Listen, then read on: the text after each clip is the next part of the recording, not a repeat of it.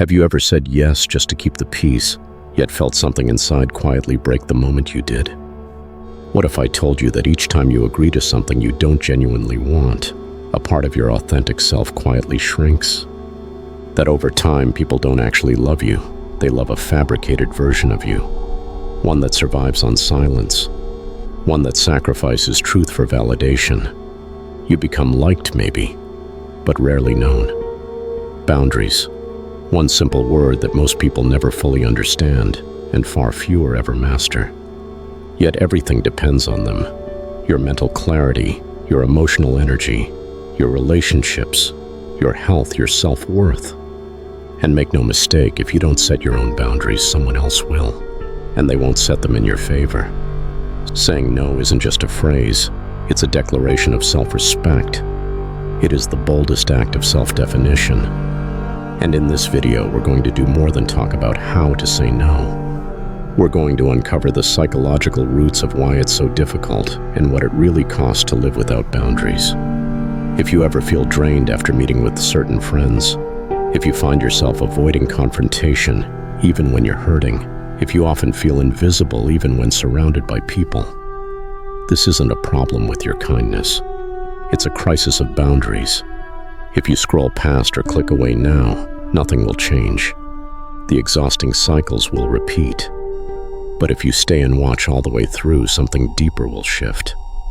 You'll start to unlearn decades of programming that taught you to make others comfortable at the cost of your own sanity.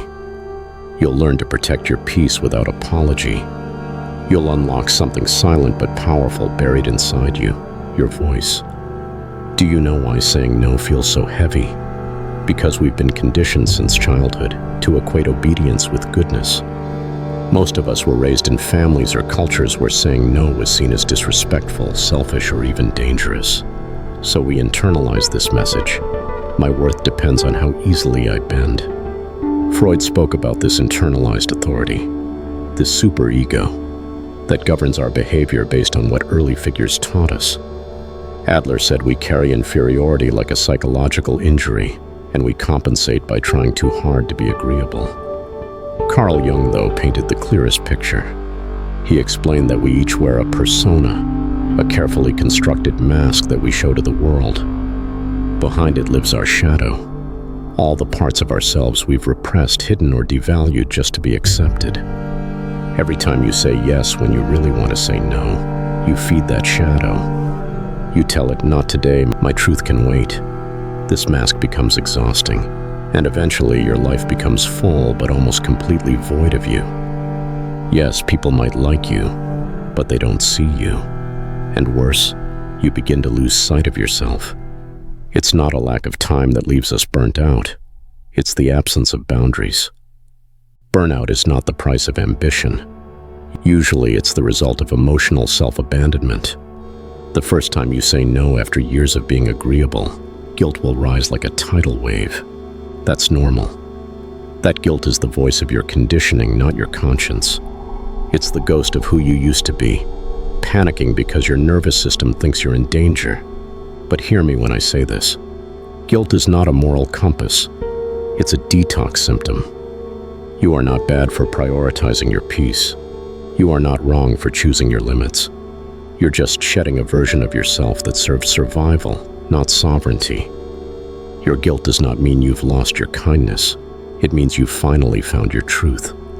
Saying no might be uncomfortable, but constantly betraying yourself is unbearable. People often confuse boundaries with walls, or they think setting limits is unkind or mean. But boundaries are not about pushing people away. They are about holding yourself close. They are sacred lines drawn in compassion, for yourself and for the relationship. When you start to set boundaries, some relationships will change. That's not a sign you're doing something wrong. That's a sign you're doing something right. So what does a boundary sound like in everyday life? It can be as simple as, I'm not available today, or I don't feel comfortable with that, or I'll think about it and get back to you. You don't need to explain. You don't need to apologize.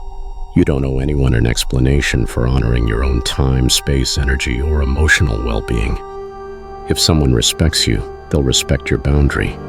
If they only respect what they can get from you, they won't. Let them show you who they are and believe them. Boundaries are what separate healthy love from dysfunction. Without them, even the most well-meaning relationships can become prisons. Have you ever stayed too long in a friendship where you always felt responsible for fixing the other person? Or in a job where every yes led to more tasks, more weight, less gratitude? Or in a family dynamic where you're always the one called to keep the peace, regardless of your own capacity? Who told you that being the peacekeeper meant becoming the sacrificial lamb? This is where it gets heavy. Unresolved boundaries don't just steal peace, they can actually make you sick. Research shows chronic stress from emotional suppression directly contributes to conditions like insomnia, heart disease, digestive disorders, lowered immunity, even depression. The body remembers every time you swallowed your truth, every time you forced a smile with your jaw clenched, every time you said yes while your chest screamed, "Please no." Modern medicine is finally catching up to what Jung and psychosomatic theorists knew long ago. The mind and body are one. You cannot break your spirit without bruising your body. So when we say boundaries are self-care, we're not talking about spa days. We're talking about life support. Maslow reminded us that safety, especially emotional safety, is foundational to all growth. Without it, nothing else matters. It doesn't matter how much you meditate, journal, or visualize if you're still tolerating environments that disrespect your nervous system. Setting boundaries is choosing safety over sacrifice, choosing a life where peace is not earned but expected. This applies everywhere: family, friends, work, parenting, romantic relationships. With parents, I'm not going to discuss that topic anymore. With friends, I don't want to gossip with you. With co-workers, this task isn't within my role, and I'm already at capacity. With your romantic partner, when you speak to me that way, I shut down. I need to be spoken to with respect. With your child, I love you, but my answer is no right now. Please don't whine when I give you a boundary. This isn't shutting people out. It's giving people the chance to truly meet you.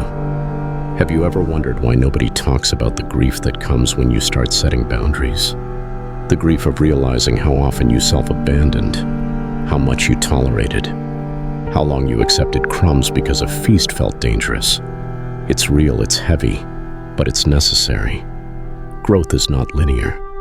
Some days you'll falter. Some no's will tremble in your throat. Some guilt might return. You'll wonder if it's easier to just go back to who you used to be.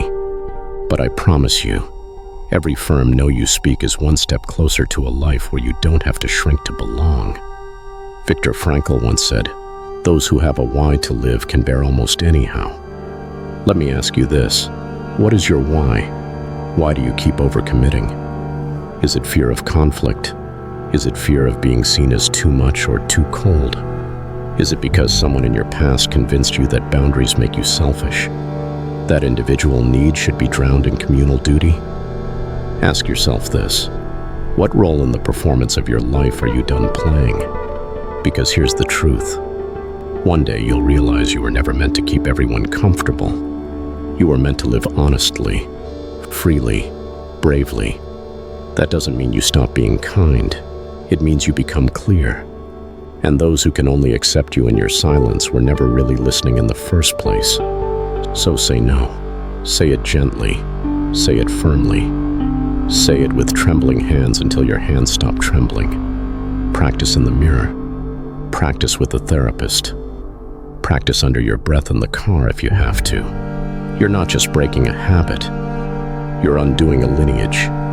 You're telling your inner child that they are safe now, that they will no longer be abandoned just to be loved. And trust me, love that cannot tolerate a boundary is not love you want.